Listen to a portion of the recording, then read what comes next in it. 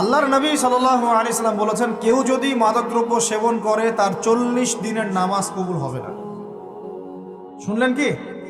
আল্লাহর নবী বলেছেন সাল্লাল্লাহু আলাইহি ওয়াসাল্লাম, কেউ যদি মাদকদ্রব্য সেবন করে তার 40 দিনের নামাজ কবুল হবে না।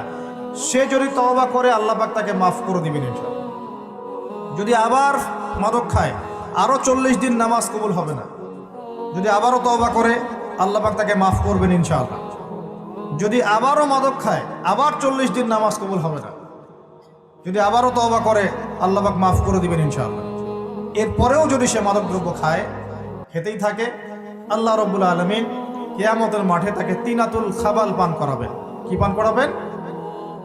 প্রথম শুনলেন শব্দটা, তিনাতুল খাবাল। সাহাবীরা বলছেন, তিনাতুল খাবাল কি ইয়া রাসূলুল্লাহ? নবীজি বলছেন সাল্লাল্লাহু আলাইহি ওয়াসাল্লাম, জাহান্নামীদের রক্ত এবং মাংসের যে রস পুজ, এই পুজটাকে বলা হয় তিনাতুল খাবাল। আল্লাহ পাক সেটা খাওয়াবে মাদকদ্রব্য সেবনকারীদের।